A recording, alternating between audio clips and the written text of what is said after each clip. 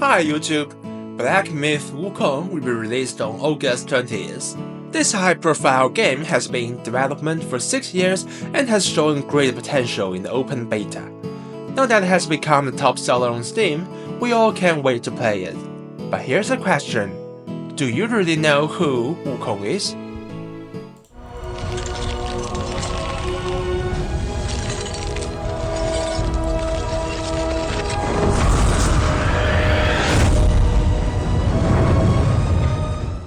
You may have heard that WuKong is based on an ancient Chinese myth, but you probably haven't been closely acquainted with his story.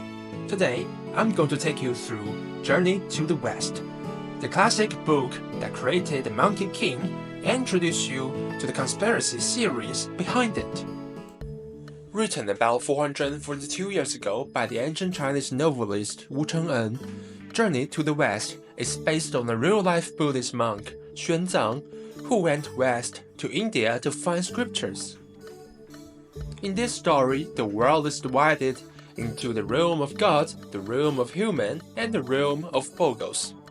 The divine realm is jointly ruled by the Buddhist gods and the Taoist gods, who are responsible for ensuring peace in the three realms, protecting humanity and guiding humanity to find the right way to live.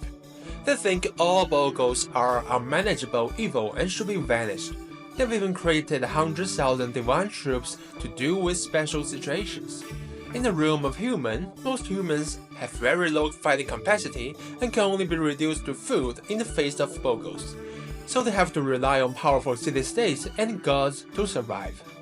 The Bogo realm is actually a generic name for Bogos, often cultivated by animals who can disguise themselves as humans and hide among them, feeding on human flesh. The story begins with our legendary WuKong, who was born with the greatest power among all the Bogos, and he became the leader of all monkey Bogos very soon. After learning powerful magic from his master, he took the most powerful weapon in the world from the Dragon King, thus becoming the most powerful being under the sky. He was dissatisfied with the divine realm's oppression on Bogos, so the most exciting plot in all the Chinese myth happened. He rushed to the divine realm alone, and with his magic and the golden cudgel, though he had to face so many gods alone, no god could even hurt him, and what didn't kill him made him stronger. The head of the divine realm, the Jade Emperor, had no other choice, so he invited the representative god of Buddhism, the Tathagata Buddha. With absolute overwhelming power, the Buddha figured out the best way to deal with WuKong, knocking him out of the divine realm with a single palm and imprisoning him under the Five-Finger Mountain. He claimed that after 500 years, a monk would come to save him, but the deal was that WuKong must escort the monk to the west to find scriptures. 500 years later, a Chinese emperor sent a monk named Tangsanzang to the west to study scriptures. On the way, he met Five-Finger Mountain and released WuKong on the basis of the deal. After that, Buddha put the incantation of the golden hoop on him. As long as WuKong dared to disobey the orders of Sanzang, he would have a headache to death. WuKong was grateful for someone finally setting him free after 500 years and became the first and the most loyal apprentice of Sanzang. Then they began their journey to the west. Along the way, they met 3 other people who had also been punished by gods, and of course, they teamed up for the same reason. After experiencing many setbacks and contradictions, they successfully survived the 81 disasters required by the Buddha and obtained the true scriptures. As the reward, they all became gods. It is worth mentioning that WuKong's divine position is winning Buddha. And Buddhism is actually against fighting and killing, which is also a special case for this legendary god of fighting. The story seems to have ended here, but behind it lies a lot of satire and conspiracy theories, which are quite common even today. Conspiracy number 1.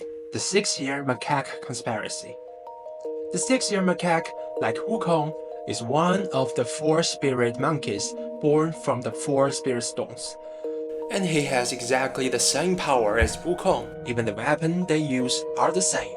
In Journey to the West, He appears in the disguise of WuKong, and no one could tell which one of them was real. And finally, he was defeated by WuKong. But is this what really happened? Through the ages, many readers have questioned about this. Was it really WuKong who won the fight? The 6-year macaque and WuKong are homologous. They were both born from the spirit stones, so theoretically their birth time should be very similar. But why in the 500 years, from the time WuKong broke into the divine realm till the time he was freed, the 6-year macaque never appeared? Where were the other 2 spirit monkeys? Can we assume that they are under some sort of control? Here's a theory.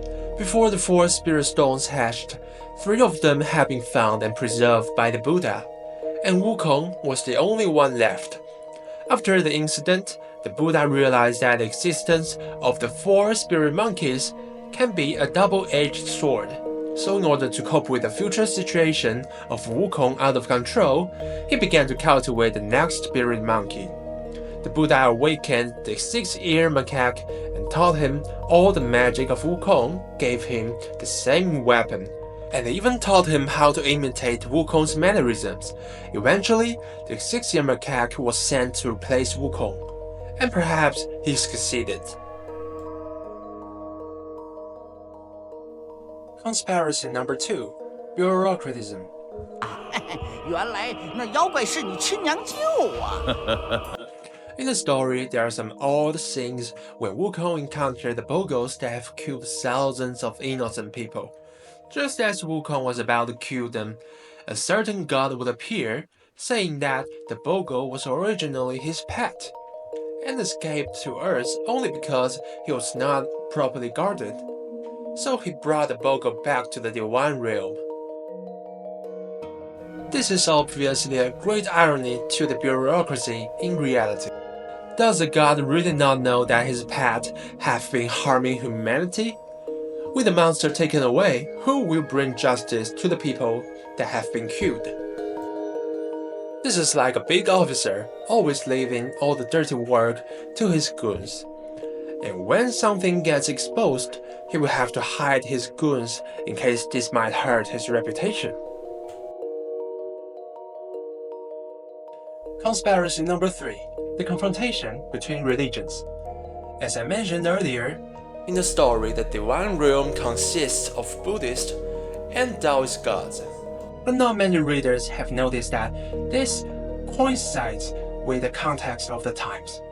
The story is set in the Tang Dynasty, and it was under the influence of the Emperor Taizong that Buddhism reached its peak and had a great impact on Taoism.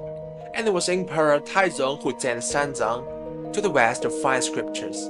The key point is that when WuKong broke into the divine realm, the Taoism gods could do nothing but ask Buddha for help, and Buddha defeated WuKong with just one blow, which is quite enough to prove that people at that time, and even the author, had a clear preference for Buddhism. Just as Taoism gods are not as powerful as Buddhism gods, Buddhism in Tang Dynasty was already threatening the social status of Taoism. Thank you so much for watching this video. I do hope you guys are having fun with WuKong. If you're so kind to make my day, please subscribe. Next, I will make a video of me playing back with WuKong. See ya!